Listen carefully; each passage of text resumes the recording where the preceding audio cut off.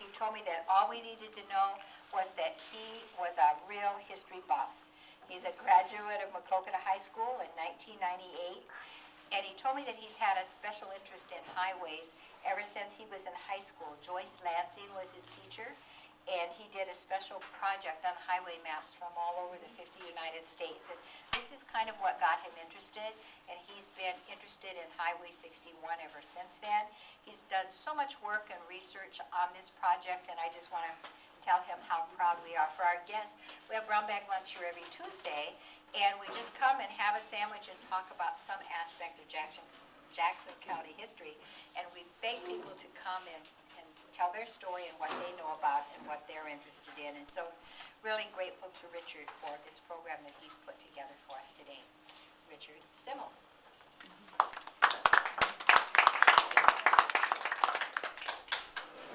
Thank you all for coming.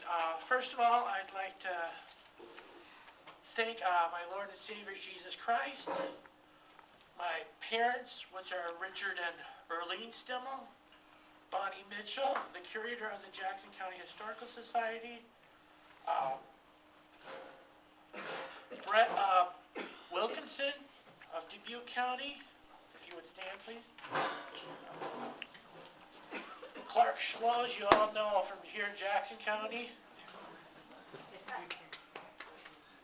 Todd Keeney from Clinton County. And John Bergman, who I do not see anywhere. He's from Scott County. And Leighton Christensen of the Iowa DOT. He's a librarian. And I thank them for showing up today.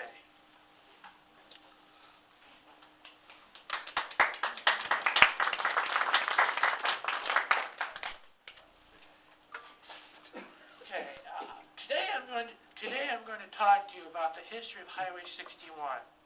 Highway 61 was once part of the Burlington Way and Mississippi Valley Highway. That's according to the DOT. Highway 61 runs 1,400 miles, which is equivalent of 2,300 kilometers from New Orleans, Louisiana, to the city of Wyoming, Minnesota. Highway 61 generally follows the course of the Mississippi River, thus making certain sections of Highway 61 the Great River Road. He's nodding, so he agrees with me. In Wyoming, Minnesota, Highway 61 becomes Forest Boulevard. Portions of Old 61 are now county roads that parallel the I-35 corridor. And I did some research, and it seems to me that I-35 kind of replaced Highway 61 as you get past Wyoming, Minnesota. Okay. After Duluth, U.S. Highway 61 turns into Minnesota Highway 61.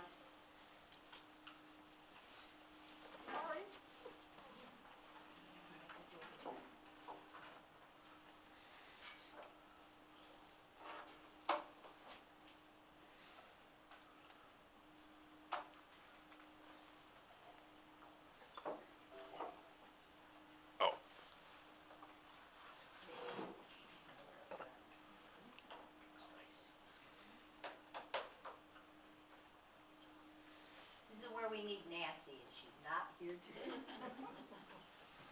So if I just Richard. And that's represented right there.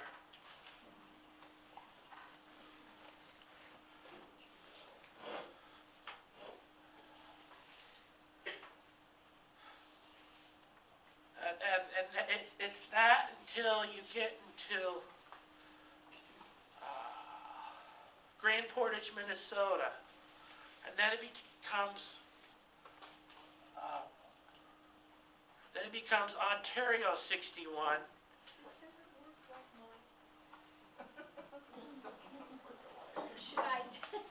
Shouldn't I just be able to click this, Rich? Well, it's on the CD. No, it's. Oh. So if I do that each time.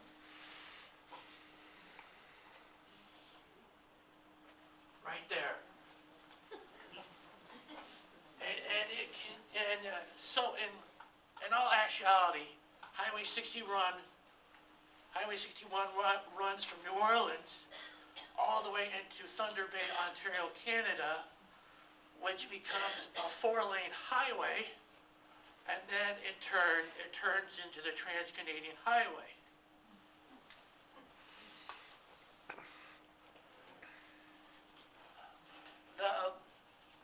The route was an important north-south connection in the days before the interstate highway system, including I-35.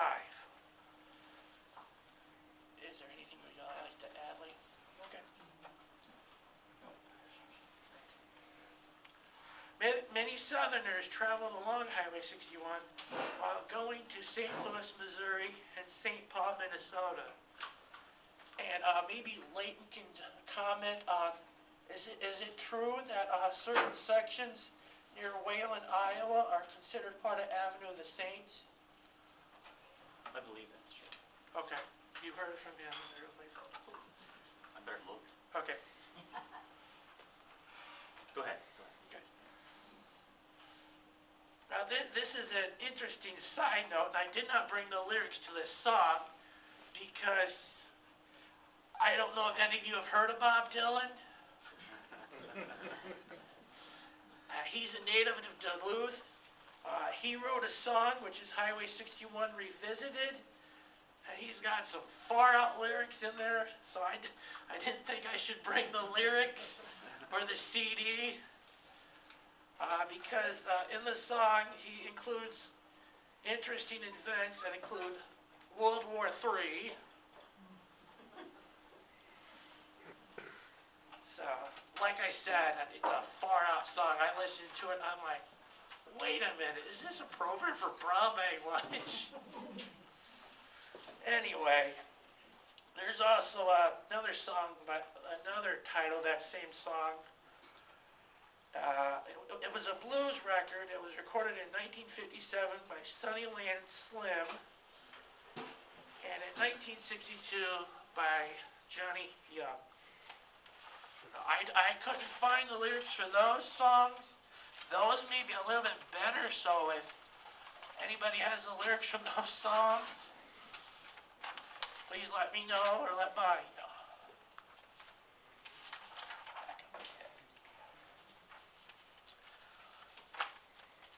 And this is, I may have to confer with Leighton about this one too.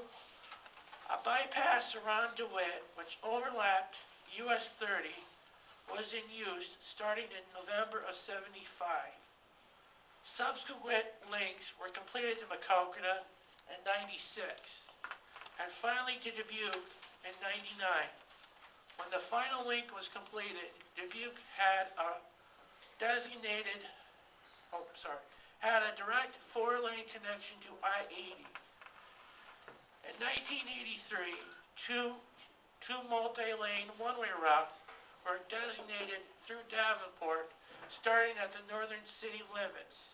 Southbound traffic used the newly constructed Welcome Way, and if any of you are familiar, that's right by North Park Mall.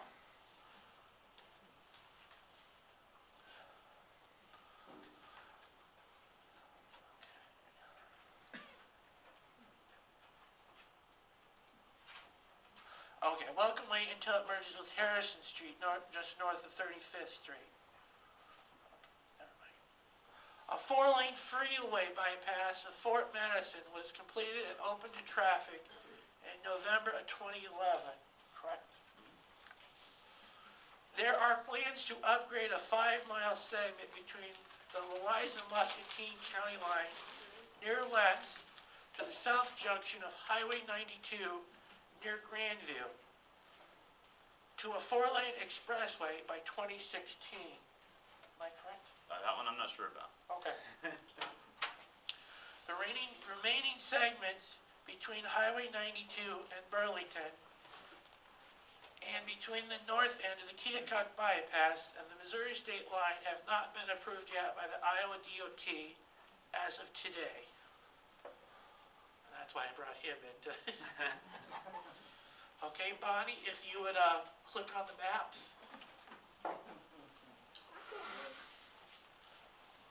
I'm sorry, Richard, I just don't understand the system. I don't either. Will they then go in order? Yeah, those are. I might be able to handle that.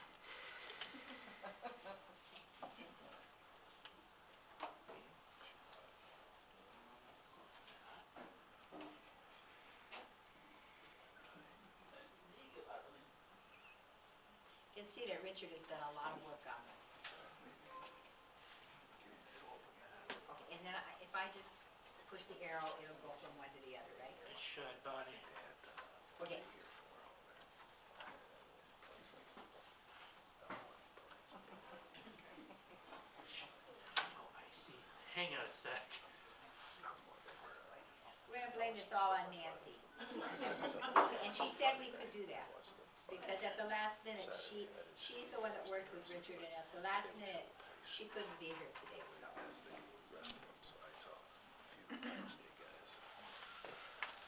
Okay, from Eagle Point Road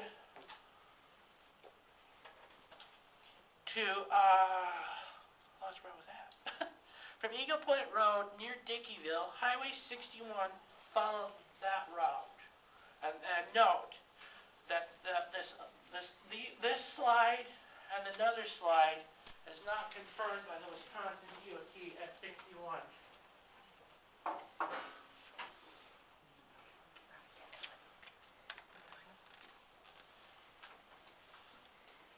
I need to go down each time.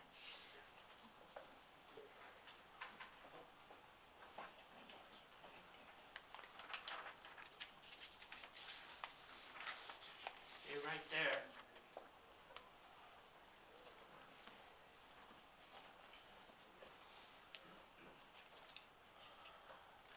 Okay, this is where I need, I need to mention that if I'm in error in any way, since the representatives are here, they can correct me, or if they agree with what I have to say, just go ahead.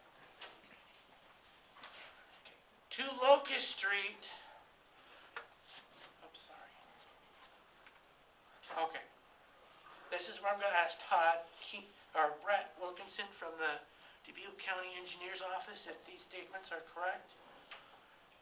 Then 5th Street, 9th Street, off of Kerper, is that correct? Yeah, that seems correct. Okay.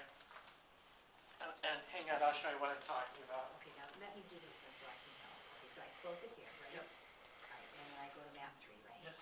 And I just click there. Right. Double click? Yep. Sorry. Why did that work? A different one. A different format.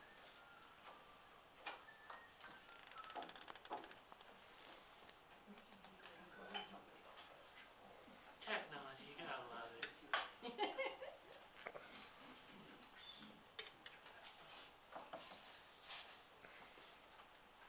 Okay, and see that is my line there. Go ahead, scroll down, Bonnie, please.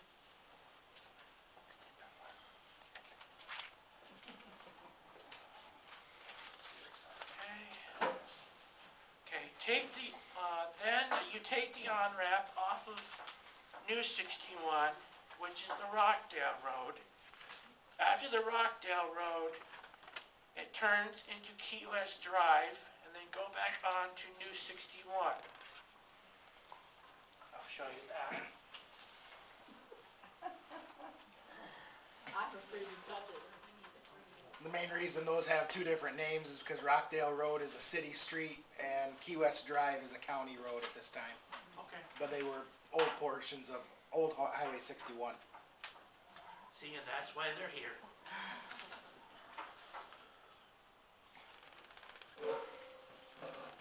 See, that's Kerper Boulevard, which someone from the Iowa DOT said that portions of Highway 61 were carried on that.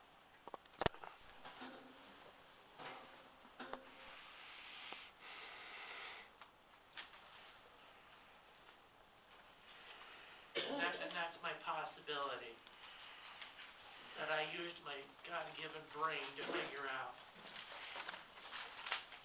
And am I correct correct in those assumptions? Yeah, those look all correct. Okay.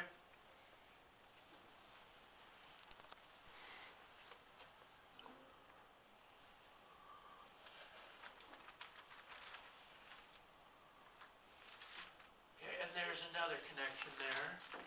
And is that correct? Let's go down a little bit. I believe so. Those are city streets, but yeah, I believe so. Okay. And you told me on the phone that it's not called State Highway 946 anymore? Correct. They do not call it that anymore. Basically, the city and the county have taken over some of these small portions. Obviously, there's new 61 still there, but Yeah. a couple other segments. There's 0.7 miles of Elmwood Drive that the county maintains that used to be 61, Okay, that brings up my second question. and also a mile and a half of Airview Drive, which used to be 1.88 miles. Okay. Those are sections that the state realigned the highway and gave the old portions to the county. See, and there's the Rockdale Road. And am I correct in assuming that that went onto there? Where are we? Let's see. Yeah, that looks right.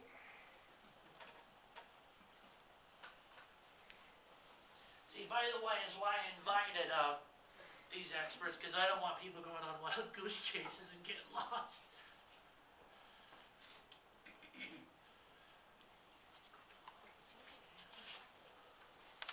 And there's Key West Drive.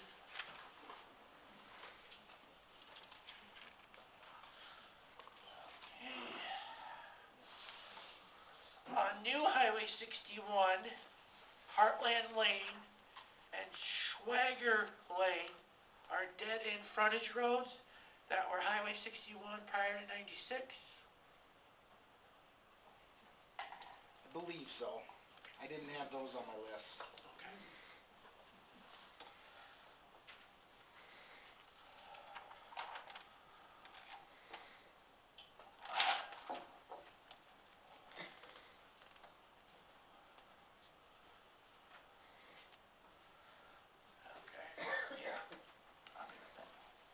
Okay, I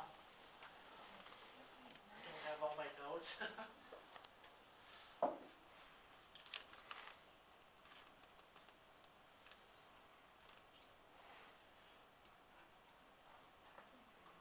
See, that's what I'm talking about. Is that assumption right, that curved like that?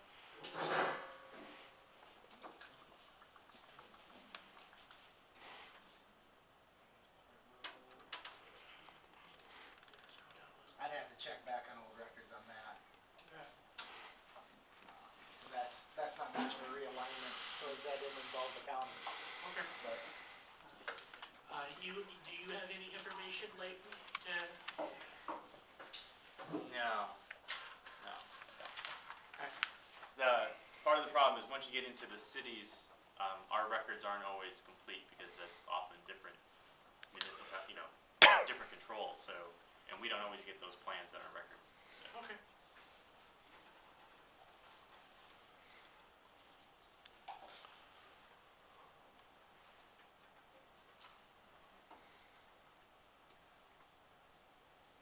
And there's the Wingo. yes, That is correct? yes. I have it. We had originally 0.18 miles of Main Street Zwingle was Highway 61. It's been reduced to about 0.11 miles now, but Is my line correct there? I believe so. It went right down through Zwingle and what is currently today Main Street of Zwingle, Iowa. Okay. That was Highway 61. As an old truck driver, I was never so happy when they rerouted around Zwingle, I have to tell you. Not that I dislike Zwingle, but getting the traffic out of downtown was much better.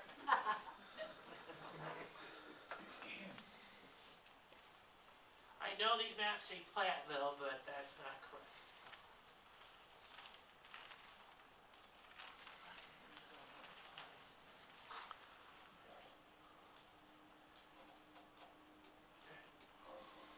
And there's further Of course, you know, that says that's the internet, so I don't know if that's correct.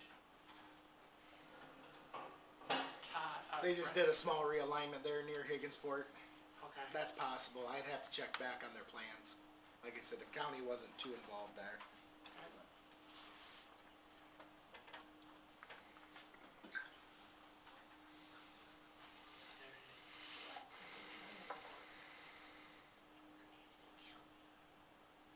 That's her fault, remember? We're blaming Nancy.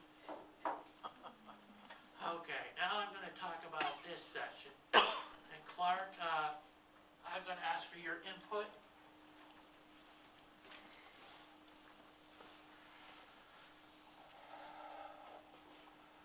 In Fulton, from New Highway 61, turn onto Fulton Road, which dead ends at 187th Avenue. The dashes that I put on there represent the abandoned section of Old 61. From this point, Old 61 was abandoned to a point just south of the North Fork of the Macoka River. Only a small portion from the intersection of the Esgate Road, 182nd Avenue, to the intersection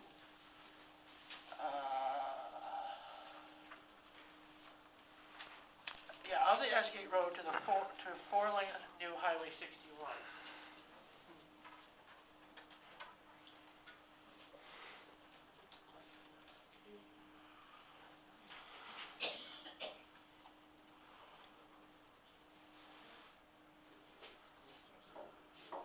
And is that correct, Clark? Including my line? Yeah, there used to be a bridge there, there was an abandoned bridge there at the river. It was abandoned to a private property owner, and then that continued on down to Esgate Road. And then Esgate Road, of course, to New Highway 61.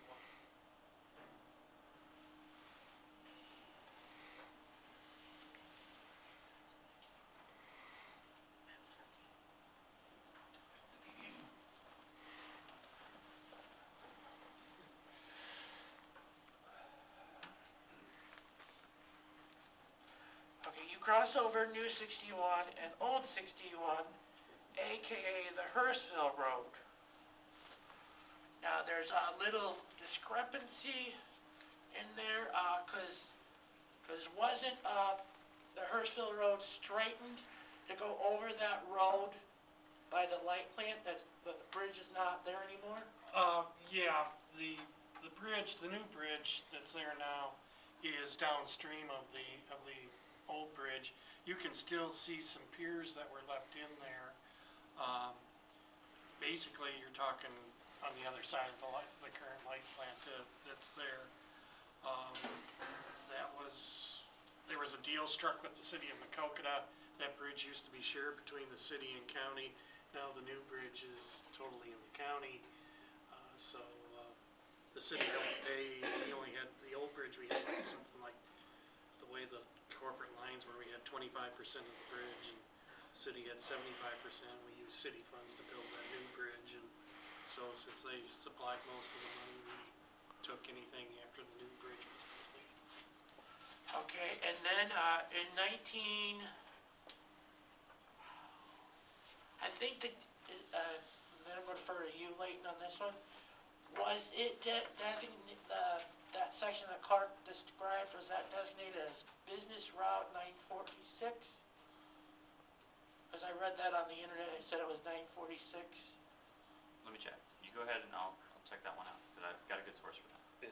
In DeWitt, it used to be classified as 956, business Okay. 956. But anyway, sorry, go ahead. No, could be 946 in Macoka and 956 in DeWitt, possibly. Anyway, the section is a business route. And I will show you that.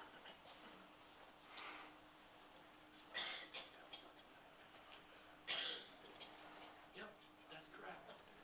That is correct right there. Do you agree with that, Clark? Yeah, city designated that a business loop, that was a few years Oh, back. the city did, not the state. No, the city wanted it officially, there was two things, getting official designation and, acting like it. I think the official designation wasn't that too long ago.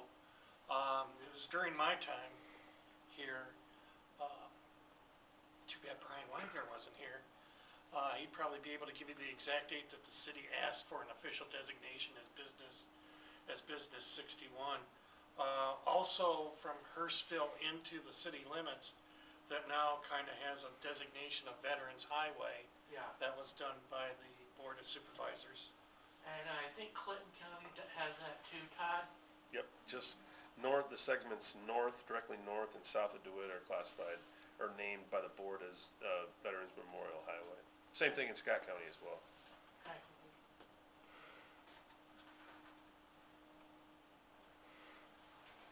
Business 61 was 1998. And there's,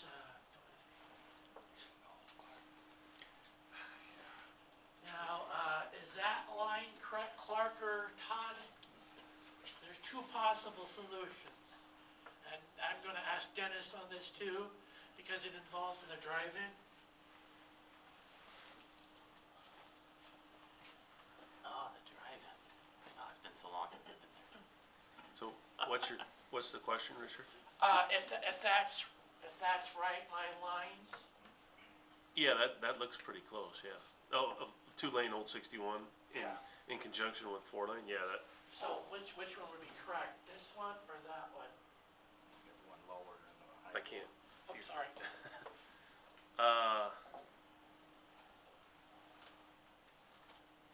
It looks like the one above would Okay. be, yeah. Cause that, I can't really, my eyes aren't that good, but the intersecting street just south of that, are you representing that, is that Highway 136? Mean 11th Street? 11th Street. 11th Street. It's 110. 110? 110th Oh, okay, okay. That makes more sense, okay.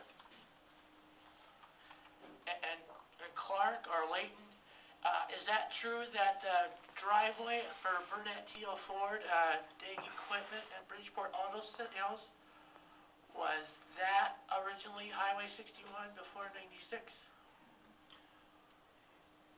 That right-of-way in that area was kind of converted for, the old Highway 61 right-of-way was kind of converted for that frontage drive for Burnett Teal and for Dig Equipment. I think it was a little further west of where old Highway, two-lane 61 was there, but it's within that old Highway 61 right-of-way. And like I said, in 96, the two-lane segment was upgraded to 4 lanes as a massive 4-lane project.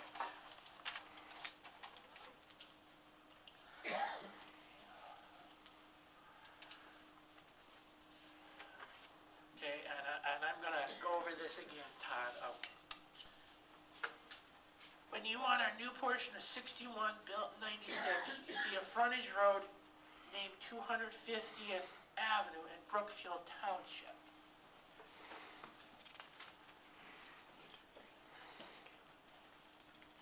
That's just a little bit past here, by the way.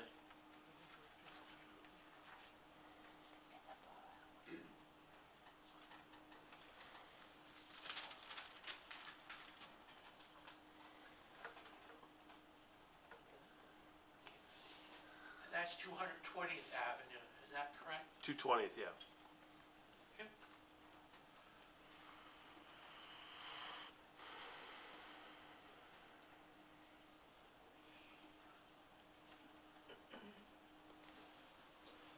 And see, that's 250, what street did I say that was? Yeah, that would be 220th, I'm sorry. 220th Avenue, yeah. And that actually, in the first miles south of the Jackson County line. It lays on the line between the two townships.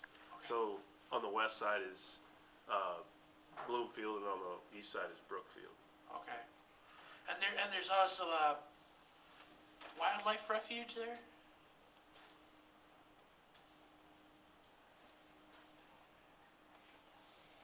In that first section? I don't know about that. Like owned by the conservation, you mean? Or? Yeah, DNR, conservation, whatever. It could be. I don't know about that.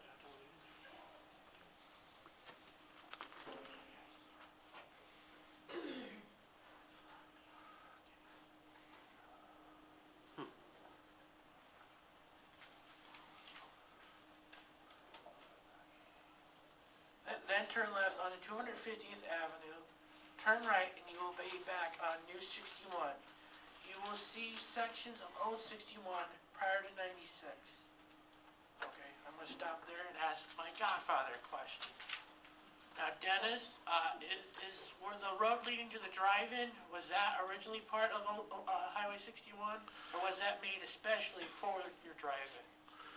It wasn't made especially for the drive-in, but one of the first things they had to do was to put a new overpass for 136 and Highway 61. And they wanted to keep the traffic going during this almost a year time to make that big overpass. So they actually built a new highway to go past the bridge area where the bridge was being built, and that circled around and went past the drive-in, and then went south towards Davenport. And so when the bridge was open, when the highway was completed, and that part no longer needed, then it was a very well-built bypass around that bridge, and so it was kept in place for the drive-in and a couple of farms that were on the end of my thoroughfare. So it turned out to be a real good thing for the drive-in, because it became a good entryway to the drive-in and a good holding area for the cars when they come on a Saturday night. And kind of a gift to the drive-in from the DOT, but I had nothing to do with it. Ex-Commissioner Boyd. Yeah, by the way, he was a commissioner on the DOT, Dennis, if you guys didn't know that. What years was that, Jim? 81 to 85. Slow long ago. Where was that runaround built? It was built in, it was well after that. The runaround was at least 15 years later. Then just before Welton, turn onto the frontage road, you will see a barricade on your right. And I will point that out, Todd.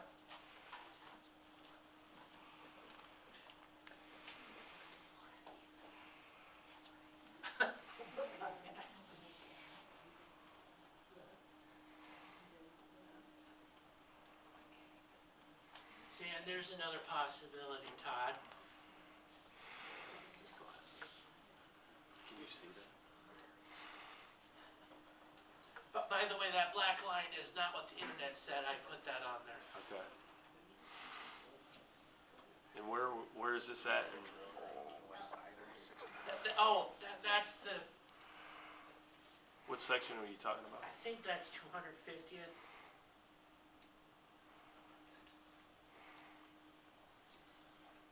Well, by our street and avenue naming nomenclature, 250th Avenue would be too far east of 4-lane 61.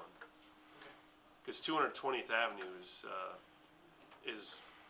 61 as it comes out of Jackson County, and then it goes about almost 2 miles, and then that's where it intersects with Highway 136, and then it goes past down by the drive-in, and then it doesn't get, to be 250th Avenue, it'd have to be 3 miles east of there.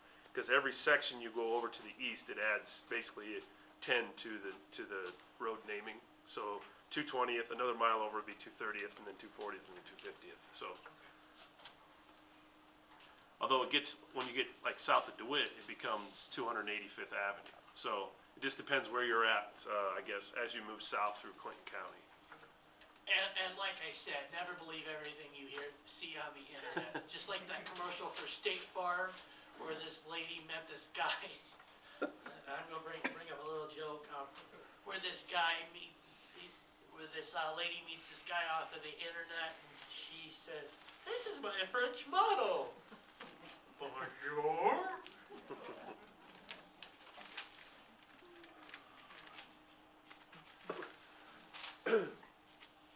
You should Google that. It's really funny.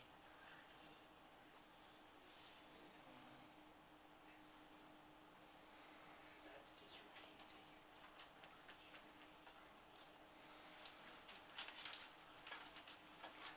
There's 220th Avenue, Todd. And you said that was Old 61? Yeah.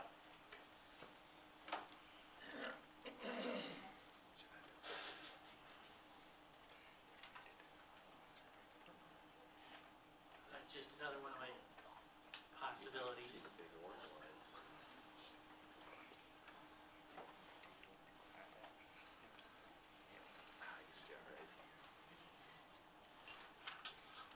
Okay, and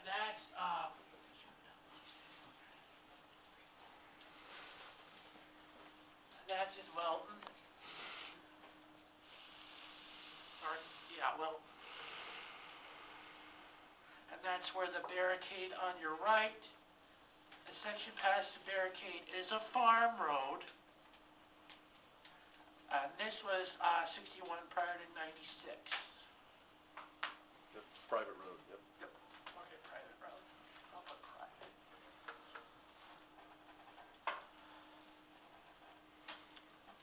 Continue on the frontage road past the cemetery. Does anyone, Mom, do you know the name of that cemetery? Elmwood? Is it Elmwood? You mean in DeWitt? No, by Welton. No, I don't. I might have that.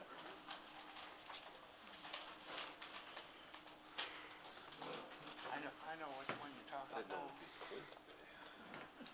Yeah. I don't know what the name of it is. It wasn't just called Welton Cemetery, was it? I don't think so.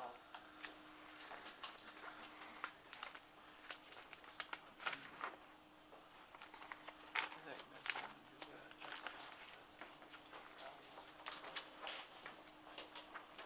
I got a signature map.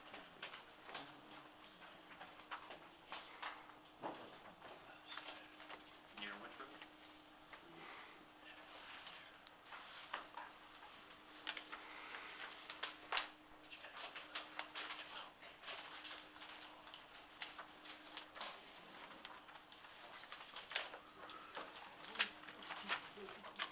You better speed it up, Richard, you're running out of time. I think it know. is Elmwood.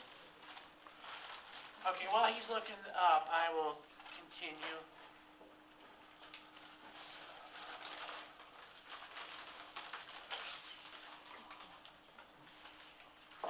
And in Welton, the frontage road becomes Main Street. This was also Highway 61 prior to 1996.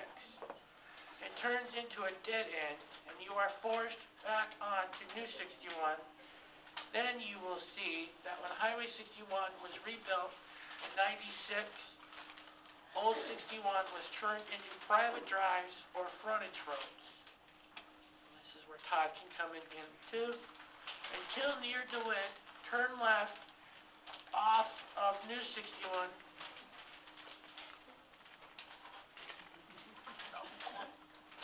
Just close it. Close it.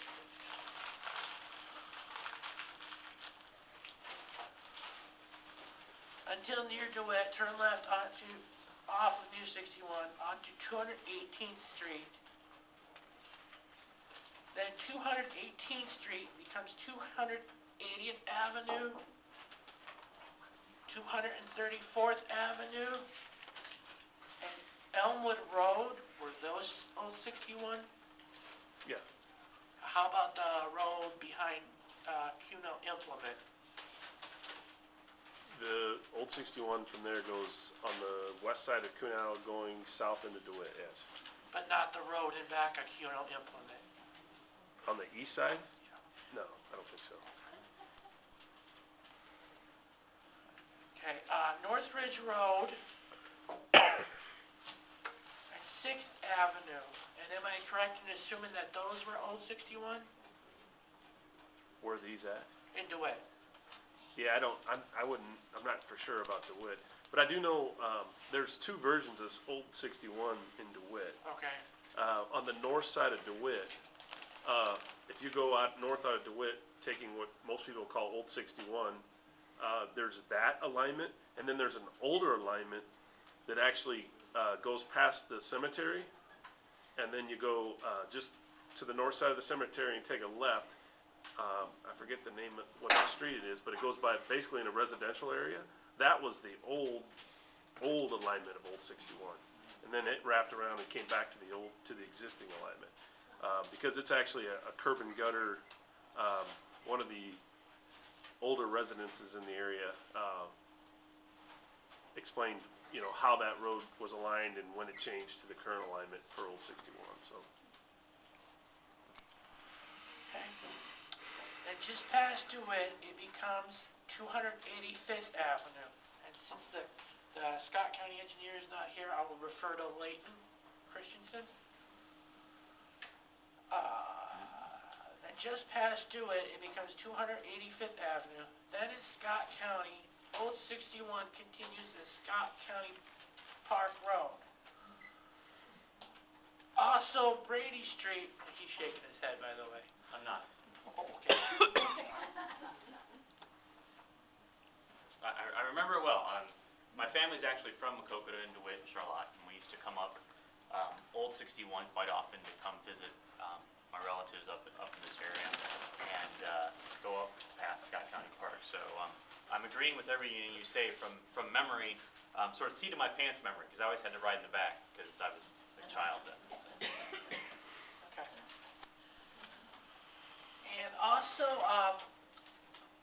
now that section of Brady Street and Mount Joy, did that connect to Scott County Park or Scott County Park Road where that barricade is down? Yeah, I was devastated actually when they rerouted 61 and made it 4-lane and jumped over Mount Joy, because there was a great ice cream shop in Mount Joy where you could get strawberry and lemon twist up until like 82 when they rerouted that road, and then after that it was done. So I missed that a lot. I was thinking about it after you wrote to me about this presentation. I was like, oh, I want some ice cream now. So It also had a naughty tavern. yeah, it had that too. I was supposed to be too young to know about that, but yeah, that was. In 2010, due to a railroad bridge, also known as a truck eating bridge, US 61 was moved to Interstate 80 and 280, with the signs being put up in the fall of 2011, correct? Yeah.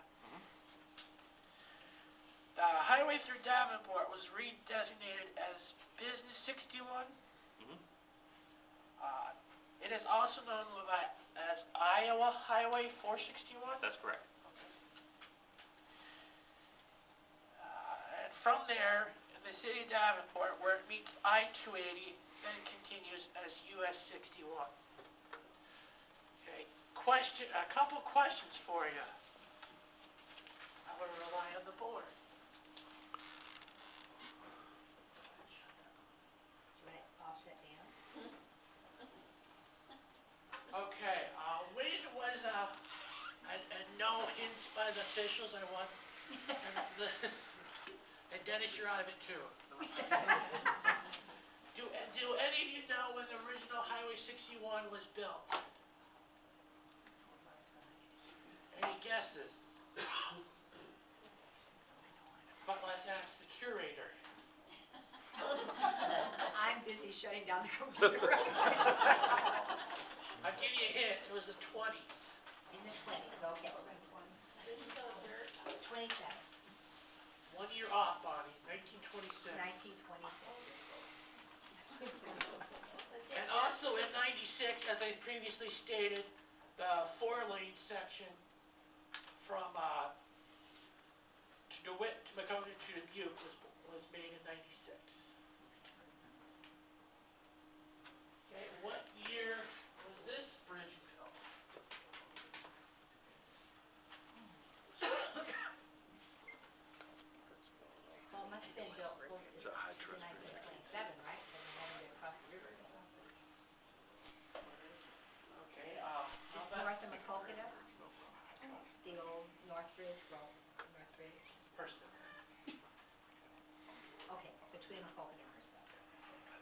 anyone know when this one was built? No looking. 'Cause I see the date. Well, you should know. I know. According to this, it says 1950. And maybe Clark can answer this one. When was the replacement of that bridge built? Well, I'll tell you what, that might have been sometime, I think, between 95 and 98. And does anyone know the reason why that one was replaced, other than Clark? What was that? I said it probably wore out. Is that correct, Clark? Oh yeah, that bridge at the time, that was one of our worst bridges, and we were monitoring it yearly, hoping to get bridge funding for it. And, we wouldn't go under the bridge unless you were wearing hard hats, because with traffic going over it, it might have Pieces might have been falling off. And like I said, the maps that I have are from MapQuest, so I got a few links for the people to check out. It's iowadot.gov. For the Minnesota section, it's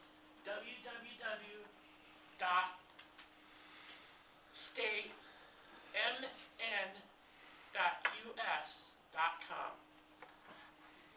And The one thing you didn't mention about 61, Richard, that Okay. made it so unique, I guess is one way of putting it. A couple of Iowa State engineers are probably responsible, but they decided to put a little lip along the road, all the way between Dubuque and Macokina. And it was a narrow highway to begin, and so trucks had to actually drive on this. I called it a lip, but it was like an edging. Remember that? Shallow curve, Yeah, saddle curb. And so that was around for a long, long time until finally they hired some firm to come along and cut the edging off all the way, and it became a lot safer highway after that. But somebody must have had a great idea at once on that.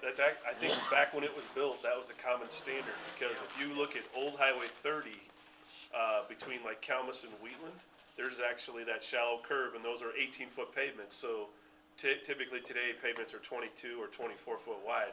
So think about an 18-foot pavement where, roughly 8 inches of that is taken up by a shallow curve, and it's narrow. Yeah. Highway 136 was that way too. Yep, there's still sections you can see that, yeah. Highway 52 was that way coming out of Dubuque County, because I didn't know that. I remember driver education taking that road, and someone had crossed the center line and we had to ride the curb. I thought it was just 61. I'm wrong. There was No, other- that was there state standard from Oh, it late was. 20s up until the late 1970s. When Oh, we I didn't know that. stopped specifying it on our highways, and then started hiring the crews to go out and grind it off, Yeah. and throw in a couple extra feet of blacktop or concrete, because the trucks got wider. The one thing Yeah. that we couldn't plan on in the 1920s was freight trucks getting so much wider. So once you started getting into the 108-inch wide trucks, it became too narrow on the roads and bridges, and so we had to get rid of those curbs.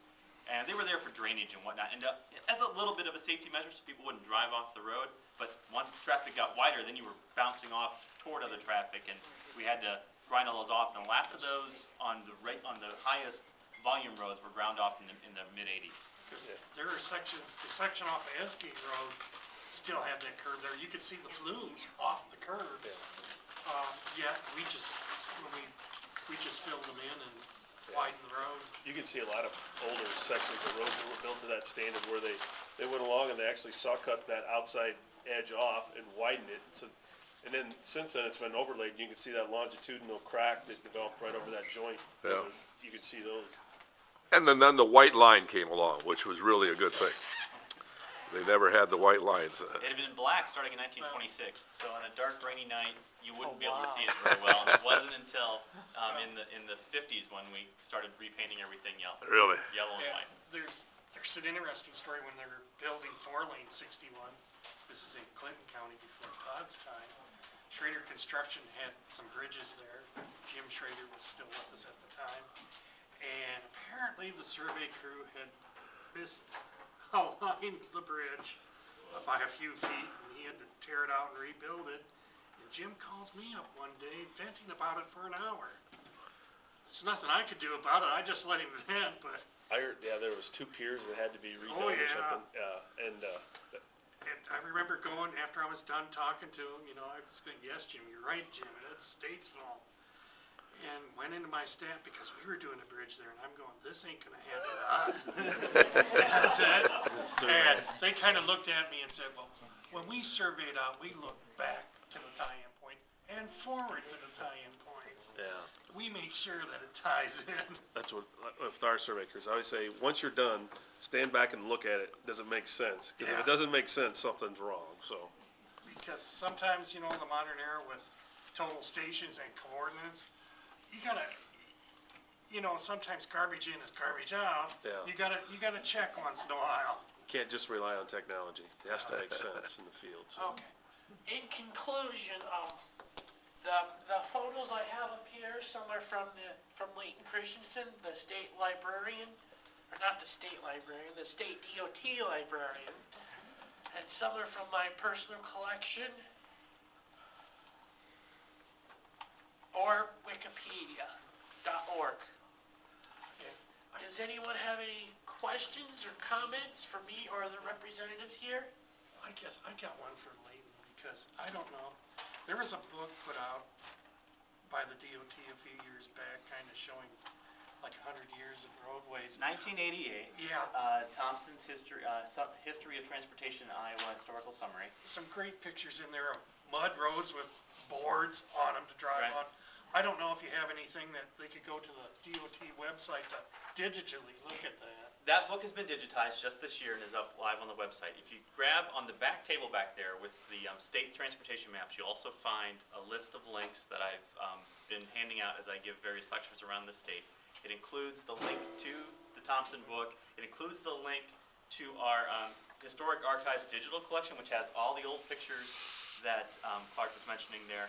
You're welcome to go on and search. And in fact, I'd encourage you to go in and look at the different pictures from Jackson County or Clinton County, wherever you're from, because many of them are vaguely identified, and we're still trying to figure out exactly where they are. And so this would be a great opportunity for the county historical societies to go in and give us a little bit of a hand. In Did fact, some research here, aren't you? yeah. Well, in fact, when I was here in February and I gave a lecture at the library, I had a picture of a bridge that had collapsed in 1912, and I said, we're not quite sure where it was. Before I left the library, they had found out exactly where it was in the newspaper article from 1912 that described that bridge and how and when it collapsed. So we were able to add that information into our record and fill out. So I'd really like to work more with the county historical societies and local historians like Richard to start to fill in some of that information that we just don't have at the state level and get a more complete picture, because we've got the state maps and we've got the old state maps. You go online and you can look for those, but we don't have county and city maps because it's a different jurisdiction. Or we have the county maps as they relate to the state highways, but not necessarily right into town and how these things change. So when I do work like Richard's done today, where I go in and do a map search and how things have changed and whatnot, I've got to get on the phone and call a bunch of different local librarians and historical societies and get their maps as well. So it's a challenge because the information's out there, but it's spread all over out there. And so this is what Richard's done is difficult work, but it's also a lot of fun. Getting to look at the old maps and things is a lot of fun. Thanks for inviting me. Yes, and I have a question. I didn't touch on this, but is the old Dubuque Road up, was that 61? Old Davenport Road? Yes, Old Davenport. Yes. Yes, it was. Yeah, so in the 1912 Hubinger's Road Atlas for Iowa, the Davenport-Dubuque Road, and it depends which way you're at, whether in Dubuque, it's the Davenport Road, and when you're in Davenport, it's the Dubuque Road, because you want to make sure you're going in the right direction. That then became, in 1917, the Burlington Way and the Mississippi Highway. And then in 1920, or 1919, that became Iowa 20, because Iowa started numbering its roads in 1919. Then in 1926, in October, that became US 61, when the federal government started numbering their highways, and we started switching things over. So that road has gone under a number of names over its history. That one I was able to find. You didn't stump me on that one. And probably other names prior to that. So if we looked at the old county plats from the late 1800s, probably a number of different names depending on where you're at before it becomes the Dubuque-Davenport Road. Didn't they follow the Indian trails when they built the trails? Lots of those roads were built on the ridges because the natives and the animals were smarter than to walk into the swampy parts, like down here through Clinton County when you go southwest of DeWitt, where it's nice and low over the Wapsie, and you get flooded out every so often. I remember that too from when I was a kid. The Triumph we were riding in was completely wet into the floorboards. So yeah, many of those roads followed the higher ground, and those early roads took whatever path was already there, because Iowa had dirt roads well into the 1920s, 1930s. 104,000 miles of dirt road up until we started paving in the 1920s. So Could you there's a lot of mud. 104,000 miles of dirt road at the beginning of the 20th century. From 100 miles of road, from our first road in 1838 up until the turn of the 20th century, where we expanded tremendously, and almost all of them follow section lines and county lines and things like that, because that's where the right-of-way was at. What was the highway from Dubuque to Iowa City when Iowa City was the capital? That was the old military road and one of the first stagecoach routes. And what highway is that today? That's why 151 and 151 now. Oh, 151. It takes, yeah, you gotta get up from Iowa City up there. You take one to get up there and get onto 151. And I did some other research, and it says that there was a highway 161, and most of that is replaced by 151. Yeah. That's right. How far north does 61 go? Oh, like I said, all the way into Thunder Bay, Ontario, Canada, and then it becomes the Trans-Canadian Highway. And if you have any information, I can get that link to Bonnie, and then about the Ontario, basically Ontario DOT.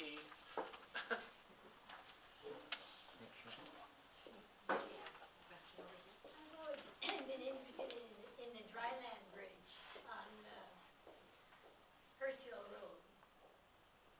That it's still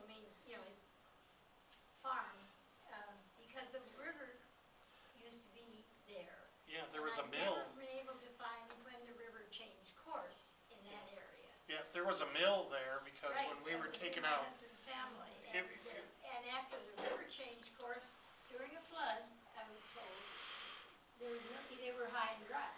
yeah, it But I've was, never been able to find out when this happened. yeah, when I came, it was referred to as the dry bridge. It's basically meant as a flood overflow on that. Now with the new bridge there, it's big enough that we just put a box culvert there to handle any overflow on that. I know at one time that needed to be repaired and closed for a little while, and people were very upset about that. I was glad that wasn't during my time, because I think that was Bill Upmeyer's time when he was here, that was basically There were two closed for a mills, while. the Sears Mill and the Tubbs Mill. Yeah, because when we did the new bridge and where those box culverts were, we had the fill from the box culvert, from the floor slopes around the box culvert, was 3 foot onto the foundation footprint of the mill, and they viewed that total site was permanently inaccessible, and we were gonna have to go through phase 3 archaeology, and, basically you're getting your spoons out and sifting through the dirt. So we tightened the curve up, didn't cover the site, and said, is that good enough? And they said, yes. So, the curves out there would have been flatter, but historic preservation meant we'd probably still be digging out there today. We had to do an historical survey out there because that's where the old city dump was, and it was over 50 years old, so we had to do a phase 1 archaeological on Grandpa's old orange peel that was thrown out. So that was kind of interesting on that. I know when that was built, that was when Dick Couts, this was before Todd and Brett's time, Dick Couts was still local systems engineer. I remember Dick On Couts. that, so, did he was still local systems engineer when he must have been when he first came. Because, that was all, we had the big ribbon cutting ceremony out there. I think there's pictures in the Macokota newspaper on that. One thing too, when you go to the website and answer questions about unknown bridges, because I don't know how many people are familiar with the High Bridge, and we had no pictures of when the High Bridge was being built. But somebody had postcards made of that. A resident, of the construction of the original High Bridge, which was very interesting. They were postcard style. Otherwise, I wasn't aware of anybody that had, pictures or anything like that. Because you could see the old High Bridge had the nice plaque of the year above it, which, at the time I got here, was vandalized and gone. A lot of those plaques on those bridges were, that happened. But I think the Historical Society still has a piece of the old High Bridge. We kind of kept the piece and donated it for that. But, yeah, if there's stuff that DOT needs identified by Jackson County, go to the site and help them out, because I was surprised by what people have who live around these areas. I was kind of amazed if I could have got hold of that postcard, I would have kept it, but they weren't gonna part with them. So, but there are people out there who still have, I guess I'll call them family heirlooms, but they are. My dad has a question. Go ahead. Do you have any information about a raret from Iowa City doing the old military road with a horse and plow? There's a story of, I forget the gentleman's God doesn't name. name a raret. I was thinking it's somebody else who started up in Dubuque and there you go, Dylan's Furrow, who plowed down. So, And Dylan was from Cascade. okay. How often do the three of you work together? Just when the road comes to the border of the county? We have a regional planning authority that we get together quite often, that we have 4 counties, us 3 and Delaware County. Otherwise, planning sessions, meetings down in Ames, things like that. But yeah, obviously we have to treat our counties separate and take care of our roads. But when we get near a border, we work with the neighboring county on anything that involves both counties. And what happens when a road goes through a city, or who takes precedent over, who's in control? The state, the city, the county? Excellent question, Bob. Depends on the size of the city. If the city is 500 population or less, the state transferred those jurisdictions to the counties. So if the city is 500 or greater, then they have their own jurisdiction of the roadways. Otherwise, that farm to market or that county road extension through a city less than 500 is under the jurisdiction of the county. And we have a service bureau, basically, well, I'll call it our internet, where you can email the 99 counties, hey, we have this particular problem, you've had it before, what did you do to solve it? There's always communication like that, and when, how should we say, when you get a new county engineer, your neighboring county gets a new county engineer. I would say we help each other out. a few times a month, I probably talk to Brett or Clark, I suppose, or vice versa. And then we probably meet face to face, like Brett was saying, at our regional planning affiliates or some other all county engineers get together kind of meeting. That's twice a year. And then they mentioned there's varies. is there 6 districts? Yes. 6 districts. 6 districts in the state, and we're all in District 6. So we have separate district meetings as well to talk about different changes in the specification or requirements, federal highway requirements, that kind of thing. So we get together quite a bit because there's a lot of information that changes year to year, month to month for that matter, so. And Todd and I were down on Transportation Day to lobby for increased funding for roads. I got a question for all of you. Oh, here we go. Who knows when the last gas tax fuel user fee was put in? The last increase? Is there a prize? 20 years ago. More than that. 1989. And when I meet with different people and I talk to them, so, we do hopefully, but run the secondary road department as a business. And our deliverable is the road system, use of the road system. Our revenue is basically fuel tax. So I ask people if your product, if you haven't been able to change what you charge to the revenue, if you haven't been able to change that for 25 years, yet everything else that you buy has gone up, your fuel, your tires, your rock, your equipment, your labor, could you still be in business? I mean, that's kind of what we're faced with, is that our source of revenue really hasn't increased since 1989. Yet we pay the inflation on everything that we use to maintain the roads, but our revenue hasn't changed, but we're still tasked with providing the same level of service we have for the last 20-some years. So it's kind of it is a difficult situation funding-wise. And I know, I mean, I buy gas just like anybody else. You know, I don't want to have to pay more at the pump than I do, but, you know, anymore, the gas prices fluctuate so much. You know, if we increased it a dime or 15 cents, you probably wouldn't even notice it because it increases 30 cents over 2 months. There's no reason for it, it just happens, you know, so. Anyway, I was just wondering how many people knew that it's been that long since the gas tax was changed, so. Hope it doesn't get as bad as Illinois. Well, Their you know, taxes are awful. and they actually have a sales tax on top of their excise tax. I never buy gas in Illinois. Yeah. How much is the gas tax? Right now in Iowa, it's about 19 cents for gas, and I think it's 22 for diesel. So if you raised it a dime, it'd probably end up being, depending on the miles you drive, about anywhere from $150 to $200 extra a year.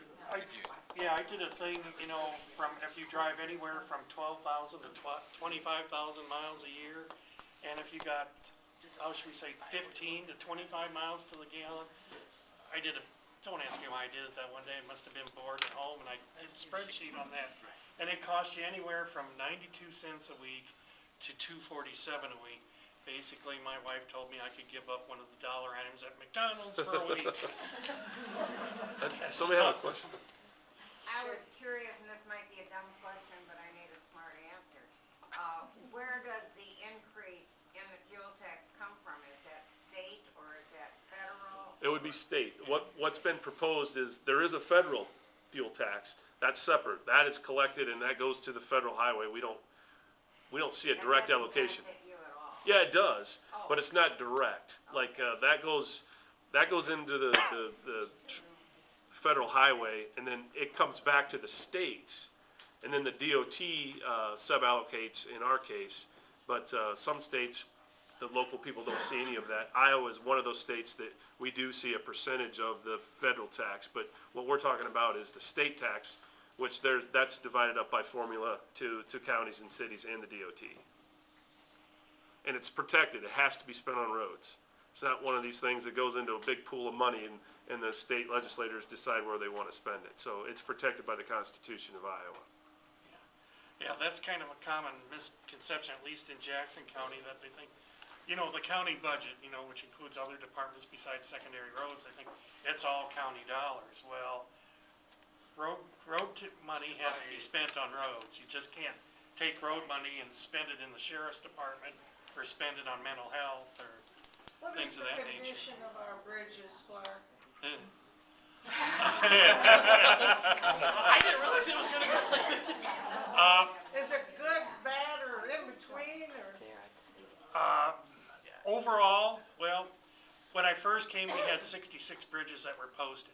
We got it down to 33 through, you know, doing local ones and federal aid ones. Now, weight limits. Now we're back up to 39. We're heading the wrong way. We were taking it down.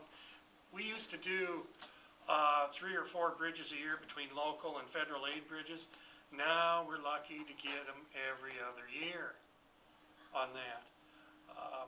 We got Severding Ridge Road, which is, you know, part of it's asphalted. We may be thinking about turning a road back to gravel. Hate to say it, but I tried to get it done for this coming season. Got taken out of the budget because my budget was $500,000 short of revenue. And so that project had to go. Yeah, well, like in Clinton County, we have over 300 bridges. And if you say a bridge lasts 60 years, you know, we gotta replace 5 a year. That's a lot of money. And if we don't, then they're gonna be over 60 years old. And some of them are all timber construction. Well, you put a lot of the ag traffic on timber bridges, they're not gonna last that long. So, I mean, and then you talk about roads, we have over 220 miles of paved roads.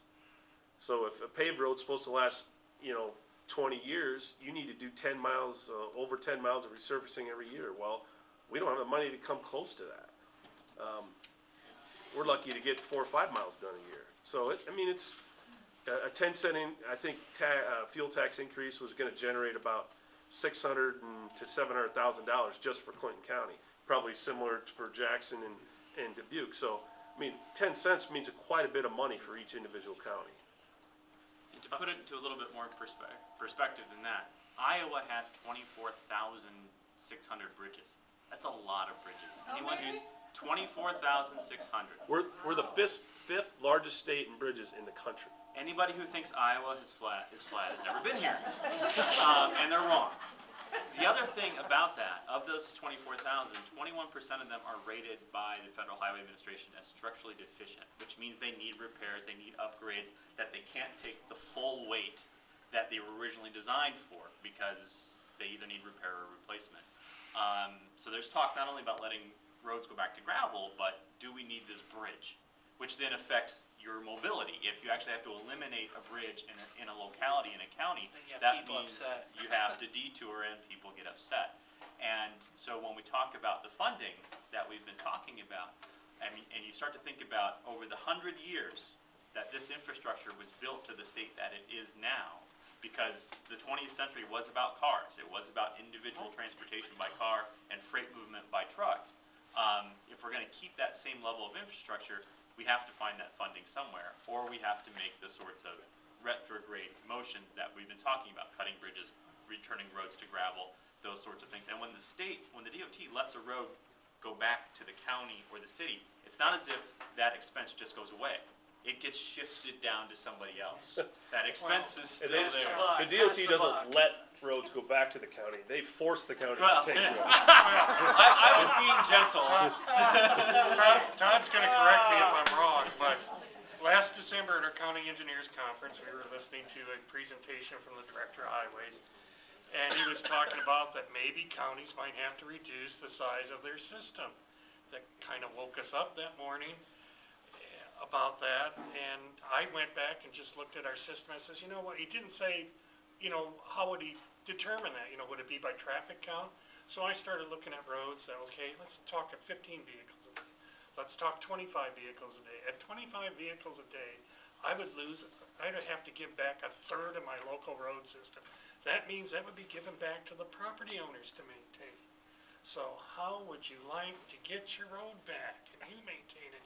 You plow the snow, you put the gravel on it. That was kind of one of the things he threw out there. Good luck getting your product to market. Yeah. Right. I mean, we're an ag state. Ag is our industry. And the big advantage we have over like South America or these other countries is our infrastructure. We can get our products, whether they're livestock, cattle, corn, beans, hogs, whatever, we can get those products to the market efficiently. That's the big advantage we have over like, Brazil or some other country like that, where it costs them a lot of money just to move their product to a port where they can ship it.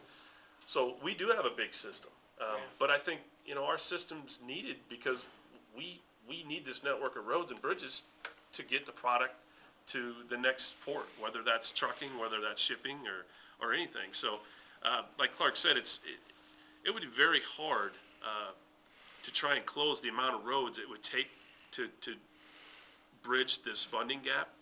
I don't think that's necessarily the answer. I think we probably need to look at roads that don't make a lot of sense to keep them open, but that's not the only answer. That has to be considered or viewed with trying to really basically overcome the inflation gap. That's where we're at. We're not talking about new money or an extra amount of money. We're just talking about make up the gap that's been caused by inflation in 25 years. That's all. If we would have indexed the gas tax to an inflationary factor like the Consumer Price Index or their CCI, if we would have done that back in 1989, we wouldn't have this problem here today. But we didn't, so we are. So that's kind of where we're at. But Contact your legislators. What is the status on the Savannah Bridge? Are they going to rebuild that, or is Iowa participating in that, or what is going on with that? that's a DOT, so I'm not sure about that. It's in the 5-year plan, Okay. and I Iowa's haven't gonna looked build at it. the plan. That was the scariest darn bridge I ever drove my truck over. I'll tell you that right now. The middle grade, Oh, boy. kind of grabs your wheel, doesn't it? That Dubuque-Wisconsin Bridge, when that was, Dubuque, we got that bridge from Dubuque, it was in storage someplace, and that's given the Savannah-Sevilla Bridge an extra 30 years. Well, we had some. We were panels thankful for that then. From that Dubuque-Wisconsin bridge that we actually used on a project on that. I was surprised that we had them, but they were given, when that bridge was taken down, they were giving away all kinds of stuff for that. Wendy, I missed it, but about how many bridges do we have in Jackson County? I'm sure it's a lot more than Clinton. There's 225 structures because there are certain box culverts of a certain size that need to be inspected every 2 years, but we have 225 structures.